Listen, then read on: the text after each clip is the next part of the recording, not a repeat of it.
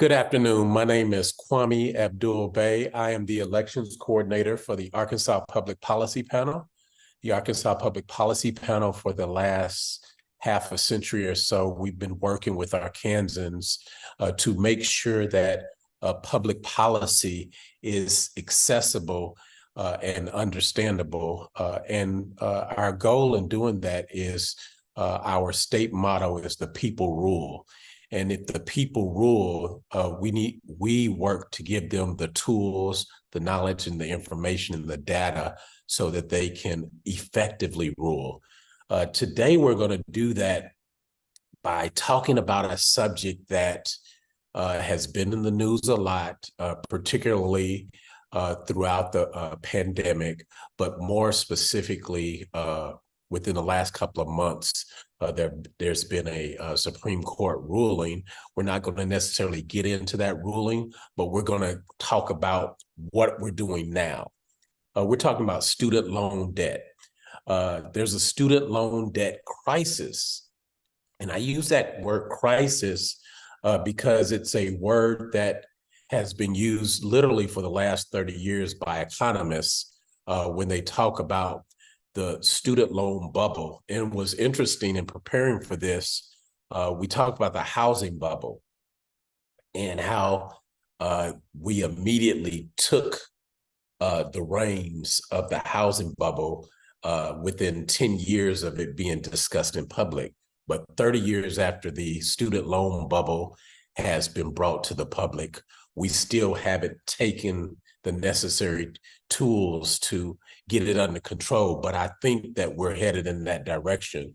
And we have some wonderful guests to help us have a discussion about that direction. First, we have Alpha S. Taylor of the National Consumer Law Center. Thank you for joining us, sir. I first came into contact with him through his work.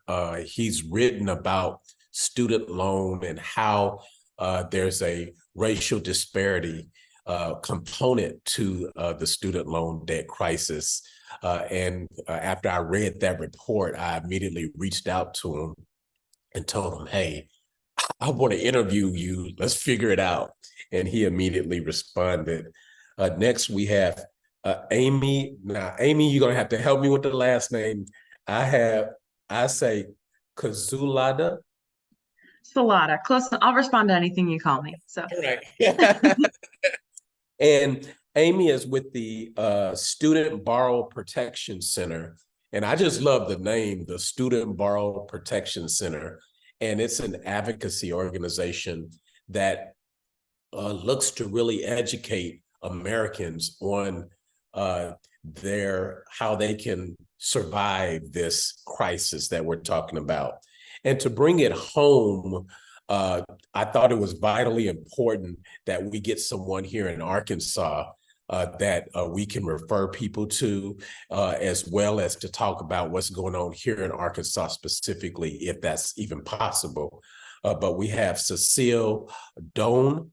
Cecile Doan is an attorney with the Center for Arkansas Legal Services. And I've looked at her resume. She's really got a lot of background in wage garnishments and debt relief and working with low-income communities here in Arkansas. So we'll definitely be able to use her. Now, there's a fourth panelist that will not be able to make it because of a medical situation. Joshua Cohen of the Student Loan Law Workshop. He's not able to make it. But I think we can have a discussion amongst ourselves, right? And still do this, right? All right. So I want to start off by saying that I looked at the figures. I'm trying to get the most accurate and up-to-date figure. And the figure that I came up with is $1.75 trillion in combined student loan debt. Does that figure sound right to you guys? Yeah, you're in the ballpark, definitely. Okay, well, tell me, how did we get here? I mean, it's a systematic problem. I like how you started initially and you talk about a crisis.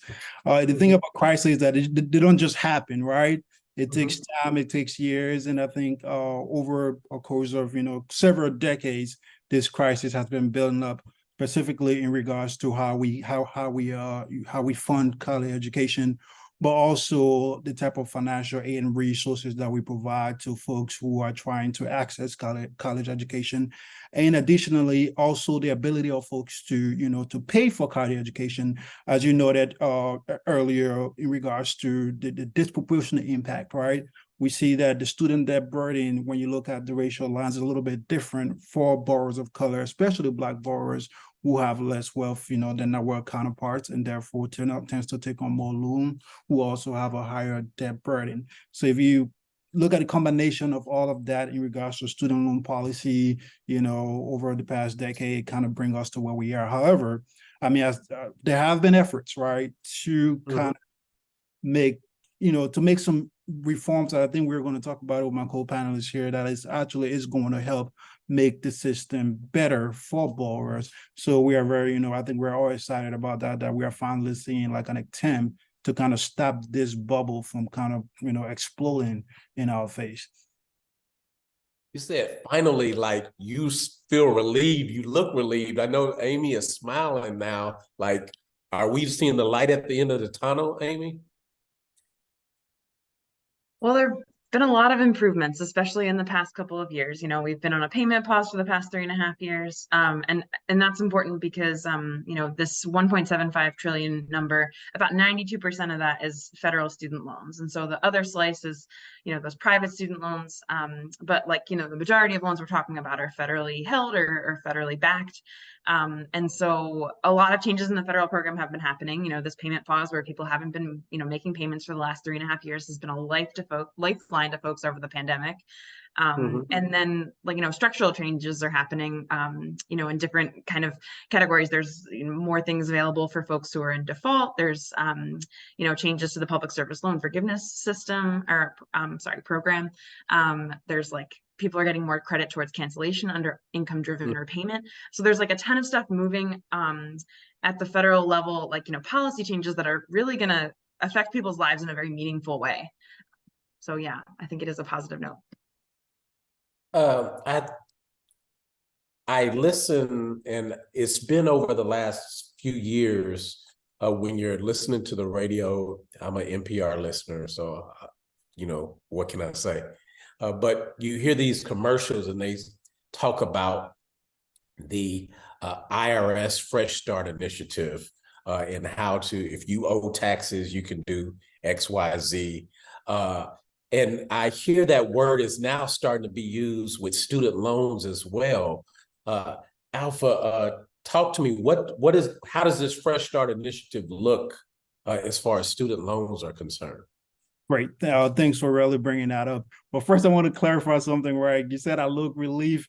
I'm relieved at the progress that have been made so far, right? But there is still a crisis. I don't think I'm at the point where we are at the point where we can say, no, we are far from there. But I think we're a step to fix a broken system, right? So this is a broken system, and it's not going to happen in 1 year, one time. But I think there are steps that we can take to kind of make the burden easier on folks, especially low-income folks. And that's where the Fresh Start initiative comes in.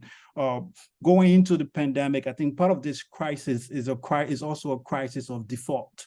That is, borrowers who, because of, economic hardship reasons, are not able to pay, their student loan debt. And as a result, either they fall into delinquency, and then they fall into default. And what we've seen is about 9 million borrowers, were stuck in default going into the pandemic. That is a huge number, right? And a disproportionate number of those borrowers were borrowers of color, low-income borrowers, Black and brown borrowers, folks who, held on to the promise that education is going to be, to some extent, that equalizer or that path to economic mobility. And, and at the end of the day, it didn't turn out, to what it hoped because of systematic problems within the student loan system itself. So what we saw, before the pandemic is that folks were really getting hammered.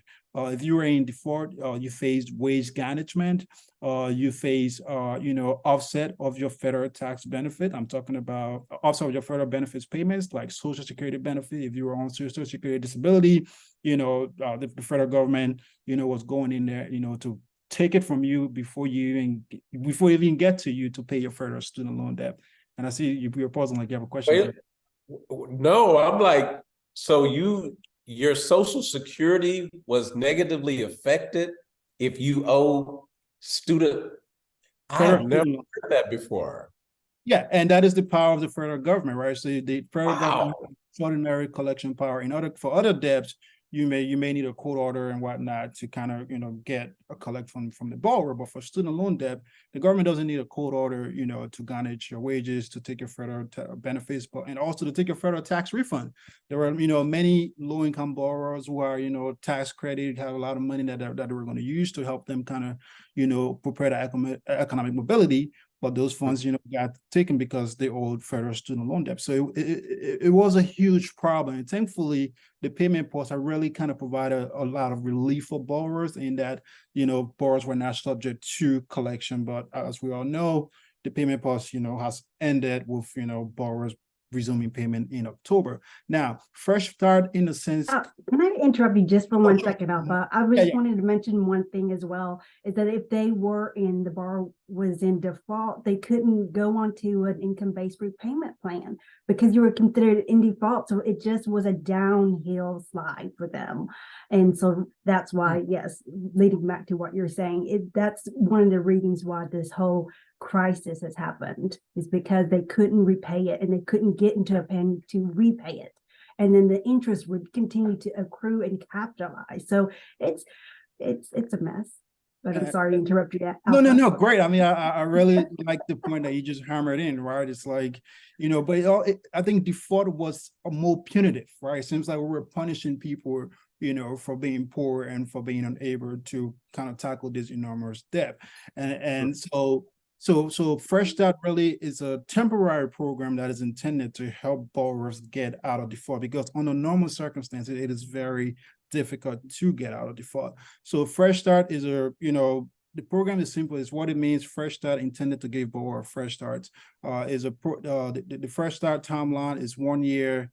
Is a program that's in existence 1 year to after the payment pause expired. And Fresh Start offers a lot of benefits to defaulted borrowers.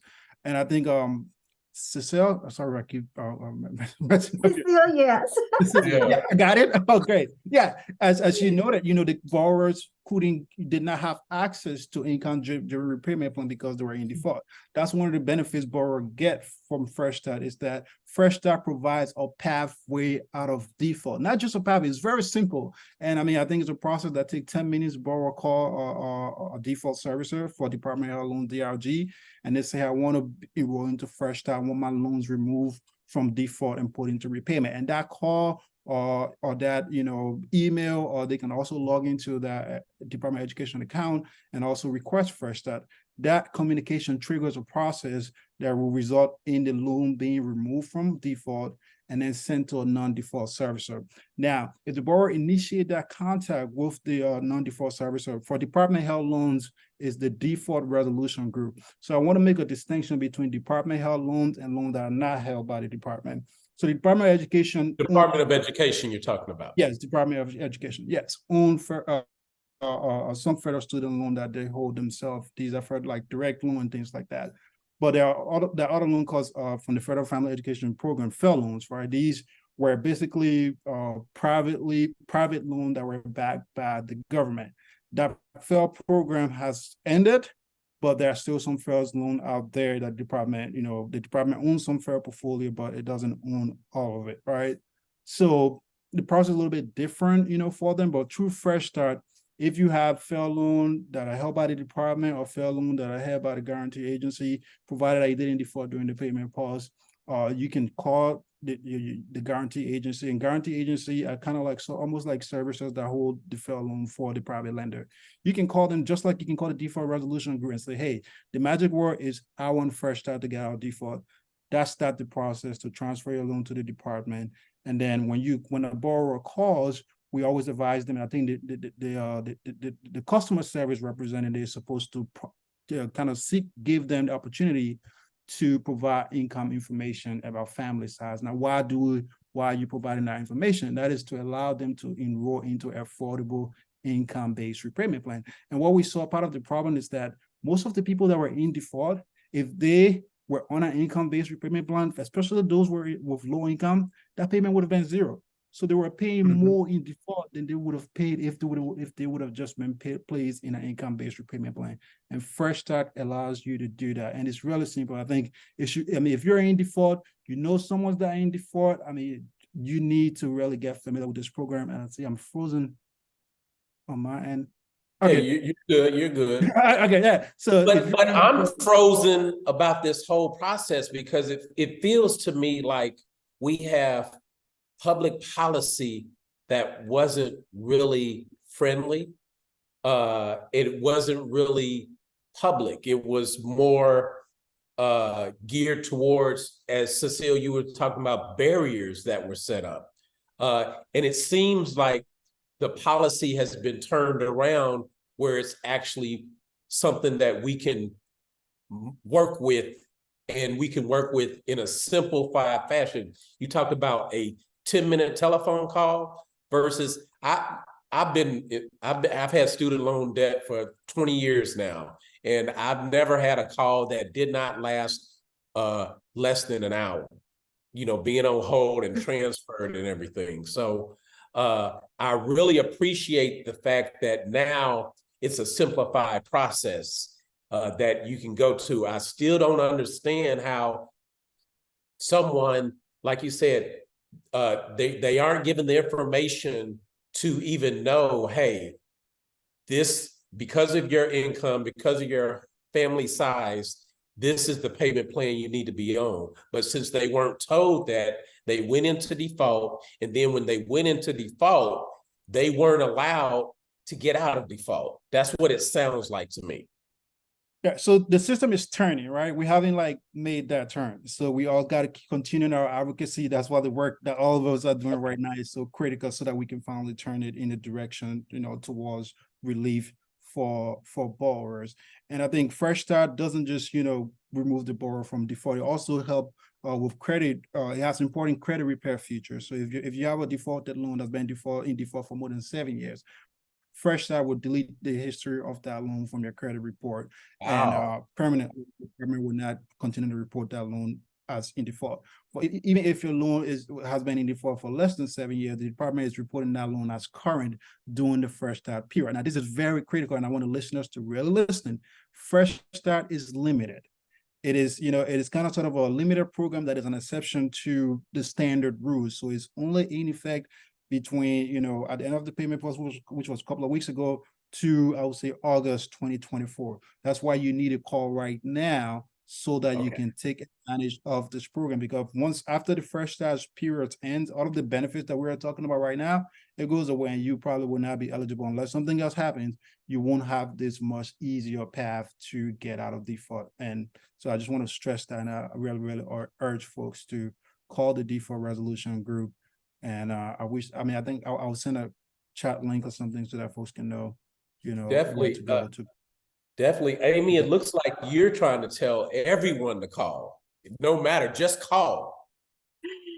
Yeah, well, one thing, so along with some of the policy pitfalls that you mentioned, you know, that like previously existed and still exist today, there were also implementation problems. So, you know, although the phone call itself to call to get Fresh Start might be 10 minutes, you might still be waiting a long time. You know, there's been a lot of historical service or mismanagement. You know, part of the reason, like as Alpha mentioned, part of the reason so many people were in default was that, you know, they weren't offered income-driven repayment plans as an option.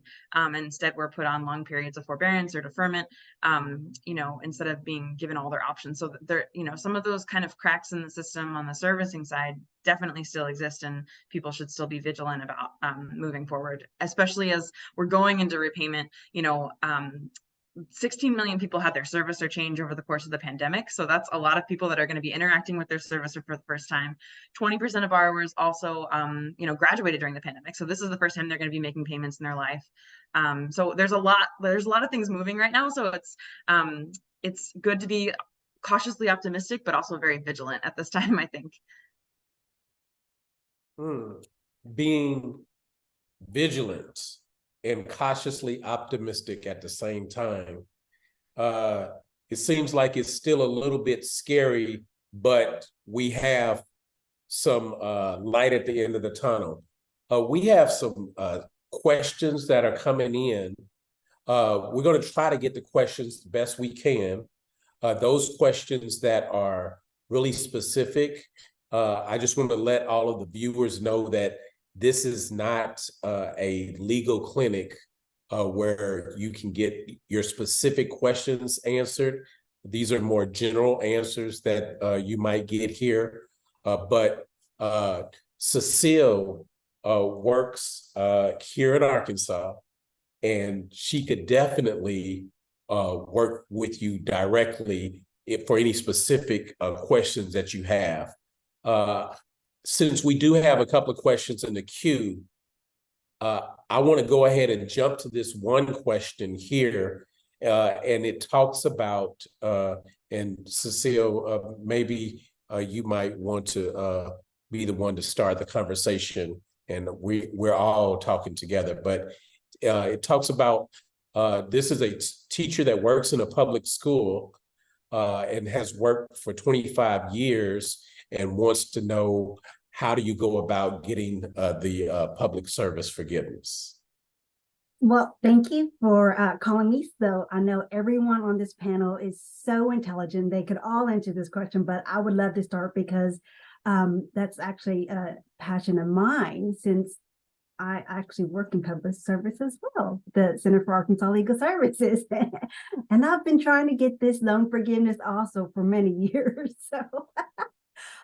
So the first thing is, I don't know if this person has recertified or not, but they do need to make sure that they enter or get certification that their employer is actually an employer that qualifies for the plan, right? Because you have to have a qualified employer. You got to have 120 qualifying payments. And you have to be, well, up until, there's so many things, but let me just add. Well, what is a qualified employer? Let's start there. Well, it has to be a public service employer. And so there's actually on the website for the studentaid.gov, they actually allow you to enter in who your employer is. And a lot of the employers are already on there, so you will know whether or not you are actually working for a qualified employer. But if you work for the public, if you work in the federal government, the state government, nonprofit organizations, your teachers are going to qualify for this, because most of the teachers obviously work at the state or county level. Okay, so they would qualify, they would get certified as far as their employer is concerned. And I'm trying to act like I don't know how to do this because I've done it. But so you go to your employer, have them fill out the piece of paper, and you send it in, and then they vet it to find out what's the back process. How do they vet it to determine whether or not you're qualified? Oh, wow, Kwame, that's a difficult question. I just know anybody can answer, because I'm just curious, because out of the 7 former employers that I have, they only accepted 5 of them, and they can't explain to me why they didn't accept the other 2. So I guess like maybe for like some general background on PSLF, and then we can kind of move into the yeah, like the specifics here, but like, so there are typically 4 requirements. You need to have the right type of loan, which is a direct loan. If you don't have a direct loan, you can consolidate to get a direct loan. Consolidation is like refinancing with the federal government. So if you have one of those loans that Alpha was talking about, a FEL loan, you could consolidate that into a direct loan to make it eligible. Then you have to be in the right repayment plan, which for most people is going to be an income-driven repayment plan. It's going to keep your monthly payment as low as possible so that after 10 years of working in public service, you can get your debt canceled and not have to make, really onerous payments for that 10 years. And then we're talking about this employment piece. So you have to be in the right type of employment, which is for, any government, any level of government, which includes federal, state, local, or tribal governments, any nonprofit that's a 501c3 nonprofit, or certain other nonprofits. Something that usually falls into that category is like emergency services. Maybe you're not a 501c3, maybe you're not affiliated with the government, but you're doing, work for the public good. So that's what usually falls into that category. And you have to do it for 30 hours a week. That's the standard right now. And so that's going to be like one thing that they're looking at to make sure that you're, that when they like vet these applications, to make sure that you're working, full time, 30 hours a week. And then finally, you have to make the right number of payments, which is 120 payments, as Cecile mentioned, like while meeting all the other requirements that I just mentioned. So you have to make 120 payments on a direct loan in an income-driven repayment plan while you're working for the public service. And when they're vetting these things, they're making sure that you're making those payments on a direct loan. So it's, they're making sure your employer is a public service employer, but then also that you've made payments on your loans during that time. If for some reason you think that isn't the case and they didn't do this correctly, you could always file a complaint with the federal student aid ombudsperson and get, a review of those employers that maybe weren't captured. And then, something we're hearing on the back end for this vetting process is like right now there's a huge backlog. You're sending these forms to MOHELA, which is the servicer that exclusively handles the public service loan forgiveness program, but they're taking like 6 to 8 months to get these processed, and sometimes even longer than that. So that's where this like vigilance comes up again. You could call MOHELA and ask them, for a status on what's going on in the meantime. But I think that might help on some of the public service loan forgiveness stuff. And Amy, I just wanted to add in there about the 120 qualifying payments. I know there are exceptions now, but it used to be that it had to be a qualifying payment, which means on time. If you made payments earlier, if you made payments late, that's not a qualifying payment. It's not on time when you were supposed to make payments early. That doesn't qualify. That's not a qualifying payment. That's why it was really, really difficult. I think prior to the pandemic, only a handful of people had actually received forgiveness, and it's different now. We're talking about the new changes, but that's why it was so hard in the past. Maybe hard for you too, because maybe sometimes it was early, and they were like, "Oh, Todd, not one of the ones that match." So, Alpha, we have another teacher that's asking if this particular teacher goes through with this.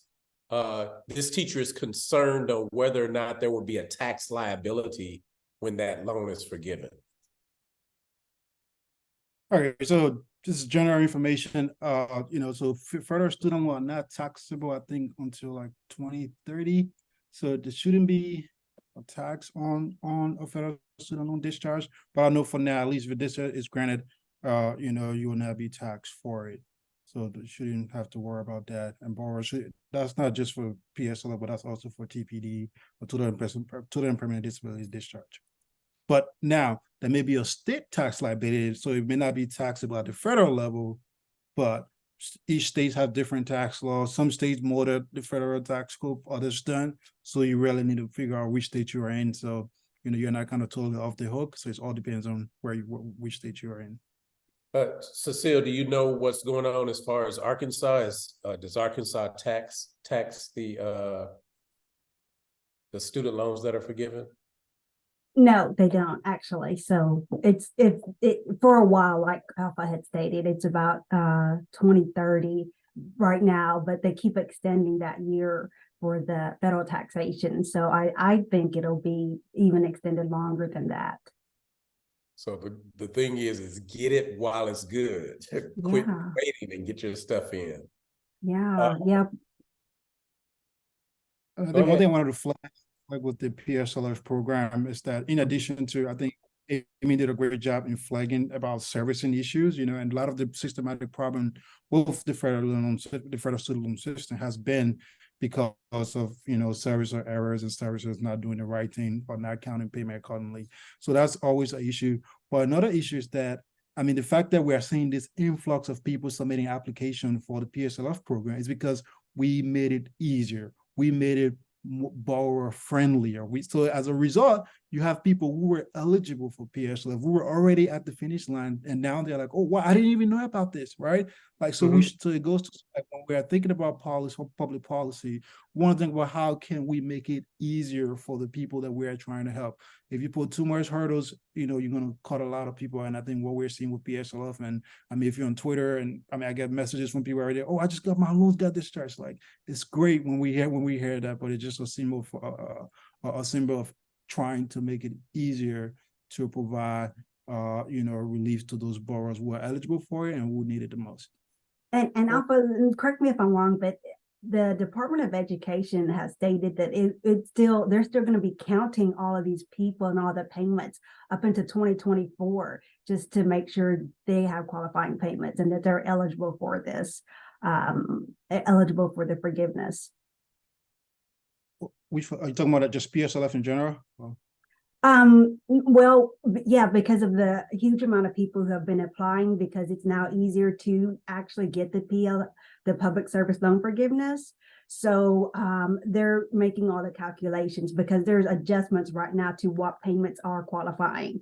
And so in this adjustment period, it's going to take a minute. So even if you do qualify right now and you have the payments, 2024 is when they really expect to be done with most of them, calculation of these plans. But I think that goes to the backlog issue that Amy talked about. Yeah, so it's like, if you're in the pipeline, I think, the hope is that they will get to you.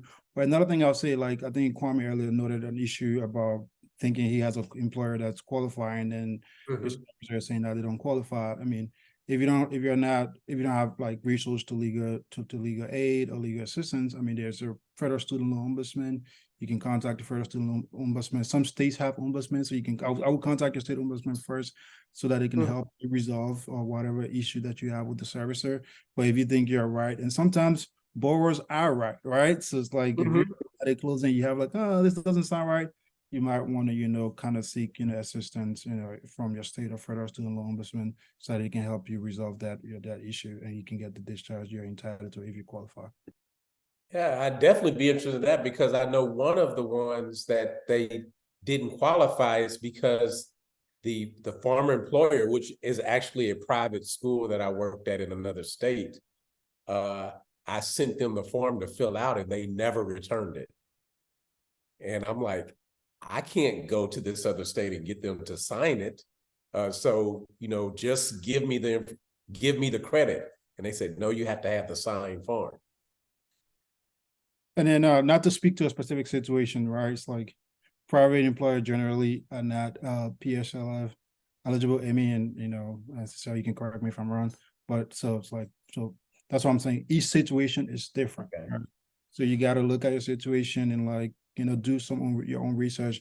NCLC has a website link that I dropped in the panelist chat, student borrower assistant.org. There's a website that we have a lot of information on helping for student loan borrowers, both for private and federal student loan. I know SBPC also puts a lot of information out there. It's just like there are borrower-friendly resources out there that you can try to make sense of it, but sometimes it's not easy to do it on your own.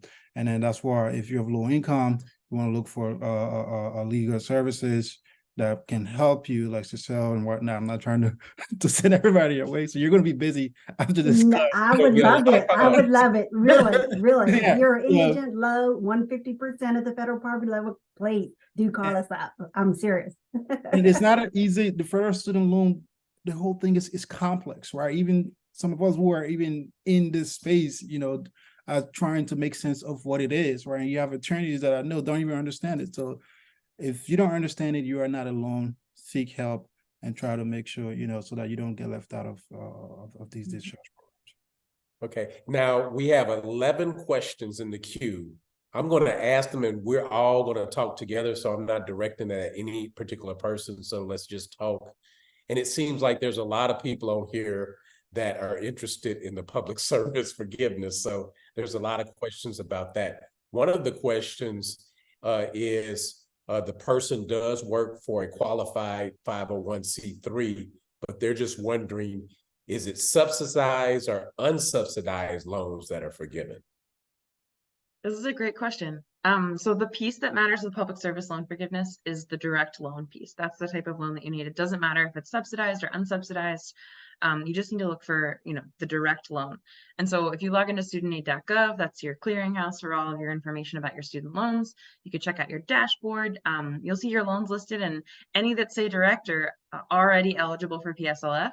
Any that don't say direct will need to be consolidated, but they can become eligible for PSLF. It's a pretty simple process. It takes about 30 minutes to consolidate your student loans online. And so that's a good question. But the direct loan piece is the piece that is important. Okay, so let's get on there, get certified, get qualified, get consolidated. Just do it all so that you do become eligible. That's what it sounds like to me. We have two questions from two different people, which is interesting. They're having the same problem as far as trying to get their student loans discharged due to disability.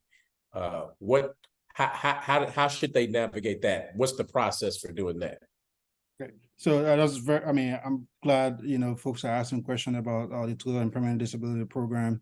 I'm not getting into specific, but there has been significant changes to the Total and Permanent Disability Program that should make it easier for qualified disabled borrower to get the discharge. So TPD eligibility is based really on three categories. So if you're a veteran with service-connected disability and you've been running unemployable, you can qualify for TPD based on your veteran status. There should be an automatic process because there's a matching program with the Department of Veteran Affairs and the Department of Education that should discharge, your loan automatically without you having to submit an application. However, there are folks who falls through the crack and things like that will still have to submit an application. So the application form is very simple and you can just do that. And also for borrowers who are on Social Security disability, who are disabled and then transition to Social Security retirement benefits, there are a lot of opportunities. Like it's a lot easier now to do. Before, you had to be in the SSA mine category, that is like your BPQR, your benefit plan inquiry. That is a form that Social Security gave to disabled beneficiary to kind of explain when that next medical review is going to be. Before, you had to be within 5 to 7 years, but now, if your medical review is in 3+ years, your next medical review is in 3+ years, you're eligible for a TPD discharge. And another important part of the TPD program, if you're not a veteran, you are not on SSA, but you have a medical professional, who can certify that you are disabled. Before, it just used to be physician, but now a nurse practitioner, a physician assistant, I think psychologist, all these people can now sign the medical certification certifying that you are disabled and unable to engage in substantially gainful employment activity. Once that form is signed and it gets to the servicer, that should take care of it. And one thing I would say, if you think you're eligible for TPD, the first thing you want to do is, call the TPD servicer. It's very easy to find out information online. I think it's disability discharge. Don't hold me to the website, but call the servicer or call your loan servicer and let them know you're interested in applying for TPD program. That is going to at least stop future collection activity. They're supposed to give you more information about the program. So it has really been made a lot easier. And most borrowers should have gotten like automatic, discharge of the loan. So for those people who are in the chat and are wondering why, it hasn't happened yet, I don't know whether they're on Social Security or they are a veteran, but if not, just I think the form has been updated. Go online, get the TPD form, find your medical professional that can certify your disability, and that's all it takes. And and you should be granted a discharge. So yeah, and Alpha, as far as like Arkansans who are in the low income, and most of them who are on the disability are in that category, I've actually helped several people get their student loans discharged based on the TPD. So but it has gotten a lot easier. So anybody could really do it. But yeah, call us if you need assistance. And Cecile, there's actually someone here that has a question that's seems like it's directed towards you because they're an Arkansan. They have the public service. They've done the 120 qualified payments. However, their qualifying employer, they haven't worked for that employer for a couple of years, and they want to know who they need to talk to and what they need to do. So is the question just how do I get in touch with my former employer? Is that really No, the question that we're asking? Are they eligible because they no longer work? They've done the payments, but they no I'm so longer sorry. work for that employer. Okay, I am so sorry. If Yes, they are eligible, what do they need to do? okay, absolutely. You need to apply because if they do have the 120 qualifying payments, if they have that with a qualified employer, if they were on a qualified plan, just all the things that Amy had mentioned, then they need to apply. They don't have to be currently with that employer. They don't have to be working for a nonprofit at the time that they apply, but they just have to have those factors in order to apply and to get the forgiveness of the loans. Thank you. Thank you. Here's another one. Okay. I'm going to kind of change course just a little bit. We have about 20 minutes left and the questions are coming in. But there was a couple of questions that were asked that just wanted to talk about the overall grand picture of this student loan debt crisis. And they wanted to hear from each of the panelists, kind of some perspective on what does this actually mean for the American economy? What does it mean for Americans in general? How is this crisis affecting us? And what should we be doing long term? Does anybody have any thoughts on that? I think, student debt impacts everyone. For borrowers who are in student debt, it limits your economic mobility. It affects, your ability to qualify, for a home. It affects, your ability to start a small business. It affects, like decision, it affects where you live, where you work, right? So it can limit your economic mobility. And also what we've seen is that when people are free of their student loan debt, they're able to engage in other parts of the economy. They're able to, to do things, that they won't ordinarily do on a normal circumstance. And that's what we've been seeing with the payment pause, because of student loan debt, people were able to actually pay for things, pay more for childcare, or pay more, for a hospital bill, or pay more to, to save for a down payment, or pay more, or, to set up a retirement fund. Folks, are not even able to save enough for retirement because they are worried about student loan debt and the payments are heavy, the burden is heavy. So I think collectively as Americans, addressing student debt and making it easier for people to discharge this debt help us in the long run. It help move us collectively towards a more fair and equal society, because as I noted earlier, there's nothing fair about student debt. It is not proportionate. We know that some people, because of their color or their economic status, are being hammered as a result. And so to really promote equality and ensure that every member of our society have a fair shot, and I think addressing student debt really, I think it's good policy, not just for borrowers, but for Americans and for all of us. Amy, the Student Protection Center this last June issued an interesting report connecting that unfairness that Alpha is talking about to Juneteenth, and was talking about the economic justice that is required for student loan debt. Can you speak to that?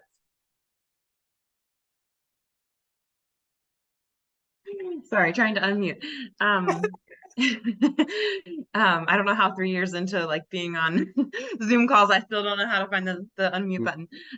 But yes, as Alpha mentioned several times, this is absolutely a crisis that disproportionately affects our Black and Brown communities, and that's young people and people that are facing retirement, that are going to see their that might see their Social Security checks garnished because they can't afford to make payments. And so it absolutely is like a racial justice issue and like a civil rights issue. There, like, you know, there is no way to kind of talk about these things like separately. You know, these are one and the same. And you know, until there are really meaningful fixes to these programs, or until there is more debt cancellation for folks, you know, that's still going to be an issue. So yeah, I can drop the link to that report that you mentioned in the chat somewhere. Yes, please do. While you're doing that, Cecile, SAVE, SAVE. Someone just put a comment in there saying the new SAVE Act is amazing, and they can't take more than 10% of my discretionary income. What does that mean? That's great. That's a great question. So I'm just going to back up a little bit and say that it is a new plan. It goes into effect on July 2024. The people who are on the revised pay-as-you-earn will automatically be placed into this plan. But for other people, again, it takes effect in 2024. They're going to exempt a greater amount of income. So for instance, right now it's at 150%, and it's going to go up to 225%. So a lot more of your money will be protected. And then if you only have undergraduate loans, they're only going to look at 5% of your income above the 225% federal poverty level to determine what monthly payments you can make. If you have graduate loans, it goes up to 10%. If you only have graduate loans, it goes up to 10%. And it's weighted if you have it between, you know, some graduate and some undergraduate. So it is amazing. It is absolutely amazing. And it will help a lot of people, because also they're not going to have to look at the spouse's income when they're looking at the monthly payment, as long as they're filing separately when this plan takes an effect for the majority of the population. And the interest is not going to cause the student loan balance to increase if they're making payments. What? Yes, that's amazing. No I know. interest? I know. That's why everyone grows, because oh, so you're on an income-based repayment plan. So it's based on your income, but you're still getting the interest based off the $150,000 of loans that you owe. And so it's like, well, you paid this, but then the interest goes back, and then it capitalizes. Now you owe a lot more money, and you're in this plan. And what if you switch out from a qualifying employer? Right when the plan takes into effect for most people, the interest will not cause the balance to go up. It will not count at all. Now, whatever your payment is and the interest in that payment, of course, it'd be applied. But if your payment is lower, then yes, it won't grow.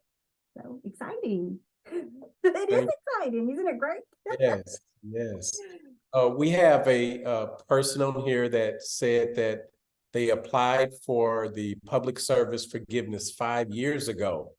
They are no longer working with that qualified employer, which is the state of Arkansas, but they haven't heard anything since they applied 5 years ago for their public service forgiveness. So how should they negotiate their situation?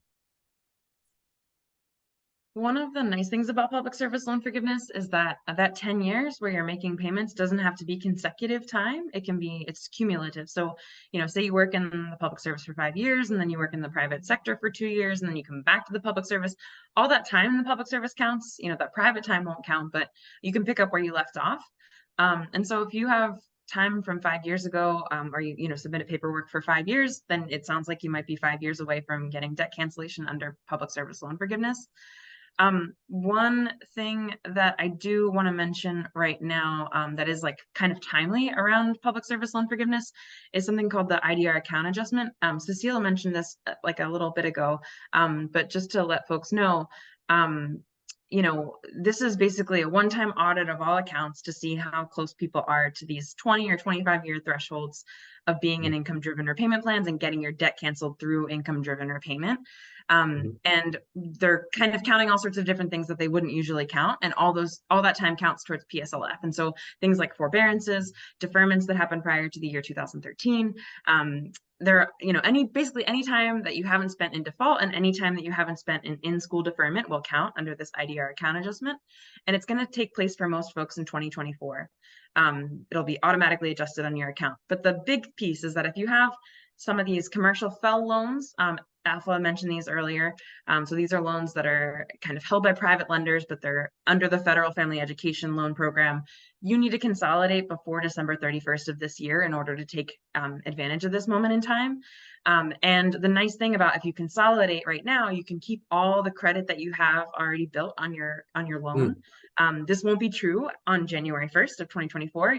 If you're seeking PSLF and you consolidate, from that moment on, you'll get a weighted average of the payments that you've had in the direct loan program. And so one of the benefits of consolidating right now and getting in the IDR account adjustment is keeping all that credit on your past loan and then getting all that credit towards PSLF. And one last thing I'll say about this is that, for public service loan forgiveness, we recommend that you submit your paperwork once a year and you submit it every time you change jobs. You don't have to do this. You could document everything after 10 years, but we know, as Cecilia mentioned too, that 2% of folks initially got PSLF when the time came for them to get their paperwork done, and they were never told that they had to have a direct loan. There were so many problems, and so doing this once a year and every time you change jobs is a great way to catch any mistakes that are made in real time and deal with them as they happen. Thank you. And it looks like we have a couple of students from the University of Arkansas at Little Rock Graduate School that are watching, and they want to know how do all of these changes affect them because they're still in school? Will they have access to this when they graduate? That's a good question. Looks like. Well, I just want to say, as far as the SAVE plan, if they're asking about, will I be able to enroll in the SAVE plan after I graduate? And the answer is, if they are getting a direct loan, then they can enroll in the SAVE plan. So that, if that's some of the questions like that, it will definitely benefit them. And one thing I like to flag, like it goes back to what I said earlier, like each individual situation is different. And I think what I will have to say is like two things you want to remember. Time is of the essence, because a lot of these programs that we are talking about are time limited. So you want to stop, look at your student loan history, figure out where you are in, do a student loan health check, if for lack of a better word, right? Like, I love that. Do a student loan health check. I like that. Figure out where you are and then like see what are the programs that are out there, either like through information that's publicly available, through NCLC, SVPC, and other nonprofit organizations, including legal aid in Arkansas, and then figure out where you are, and then based on that you can try to figure out what makes sense for you, because what works for John is not going to work for Paul or Mary or Peter, whoever that's out there. So it is really critical that stop, look at your loan history, look at where you are, and figure out how you can take advantage of all these programs that are available. All right, and we have two more questions. Going back, Cecile, to the taxes. There's a debate that's going on right now on whether or not Arkansas actually taxes the loan forgiveness. How would someone get an answer? Because some people are saying yes, some people are saying no. So where do you fall on that, or what should people do to find the answer to that? Well, Kwami, I would really actually love to investigate this a little bit more, because I thought it was no for Arkansans, and so now I'm a little uncertain if maybe I need to look back more on my taxes, tax law. So I wouldn't want to answer that question right now, but.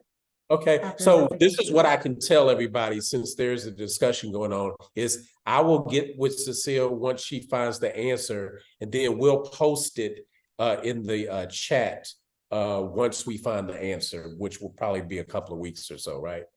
Yeah, absolutely.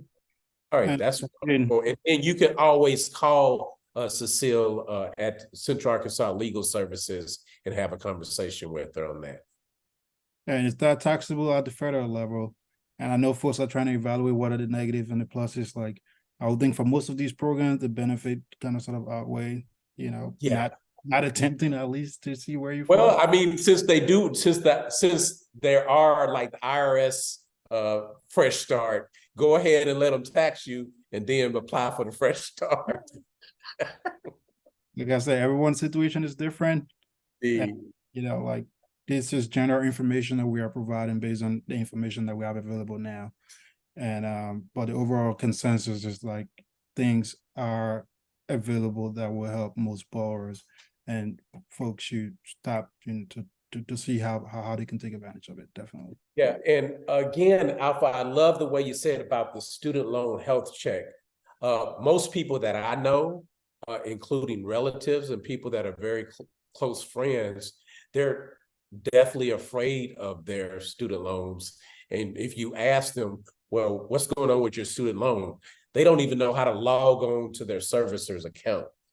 They don't want to know how to log on to their service account because I guess it's just the way that we are not taught financial literacy. Maybe that frightens them, but I really like the way that you said we need to do the health check. Did my computer go off? Can you hear me? Am I still there? We can hear you. You just can't see you. That's all. Okay. Everything just went blank. All right. So I just thought that was very important. We only have 5 minutes left, and I want to give each of you an opportunity to talk about the importance of this return to repayment. That starts in October? What do we need to know about that? I can start. Yeah, so I think the payment pause ended August 30th. Interest has started accruing already as of September 1st. You'll receive your first bill sometime in October, or 21 days before your first bill is due. Your first payment is due. You'll receive that bill. Make sure your contact information is up to date so that you can be found by your servicer on studentaid.gov. And then, if you had auto debited payments set up before the payment pause began, they're not going to be automatically restarted. So you have to proactively sign up for those if you want to do that again. And I say that too, to maybe make sure, check your bank accounts to make sure that they're not being auto debited, since the Department of Education has stated that they're not going to do that. Those are some of my first kind of tips. Anything else that you all would follow up on? Yeah, I think trying to prepare it for it. I think Kwame mentioned that folks don't want to check, they don't want to look at their student loan information. That's because it is stressful, right? There's emotional stress that comes with thinking about student loan debt, and not because it is not significant, it is significant, but like folks have other things like health, bills, and things like that. So it's a compounded stress, right? So I can see why, it's hard for folks to, want to log in, but now is the time to log in, call your servicer, or figure out who your servicer is. A lot has changed in the last 3 years. So it's figure out who your servicer is. And then there's a program also called, the on-ramp to repayment plan for borrowers who, who cannot afford to make the payments. It's not a payment pause, okay? The interest still accumulates, but some of the negative consequences of not paying, like referring you to credit reporting agency and things like that, it's not going to apply during the 1 year on-ramp period. So those are programs that are available now. But I say check your student loan account. I know you haven't logged in. I know it's emotionally hard to do, but log in, just figure out where you are right now. And I think the best time to call will be now, because October, once the floodgates are open and folks are starting to call, the servicers are going to be overwhelmed, and also it's like you want to double check your loan information to make sure everything is accurate, because things have been moved, and we know what happens when things gets moved and transferred. A lot of errors are hidden within. So definitely, watch out for servicer errors, and making sure that you can call now to get on the right path. Thank you. And Cecile, what would you say specifically to the multitude of Arkansans that are watching right now? I want to reiterate what Alpha and Amy said, that you do need to be vigilant, and some of these programs are time limited. So you need to act now, because it could be helpful. Right now, you could have a better benefit than you thought. It could be, your situation could be better than what it was. So you really do need to act now, find out what's going on, and take care of the issues, because it will definitely not be helpful to put your head in the sand and ignore the situation and then wait years down and get into default, miss the fresh start period, and then you get in more trouble. So start now, be vigilant. And if any Arkansas needs help, how would they contact the Center for Arkansas Legal Services? So we actually have a oh my goodness, Kwami, numbers, I don't know them off the top of my head. But you can Google Center for Yes. Arkansas Legal Services. Okay. Yes, you can Google it. It's Arkansas Legal Services.org, I believe. I'm sorry, I don't go. No problem. We'll figure it out and we'll put it in the chat. But I wanted to thank each of you for spending this hour talking about student loan debt and the crisis, and how we are removing the systematic barriers to a large part of the population actually being able to participate in this thing called the American pie. And thank each and every one of you. As Alpha said, please do a student loan health check. Please reach out to Cecile at the Central Arkansas Legal Services, and know that there is light at the end of the tunnel with this crisis. Everyone have a great day.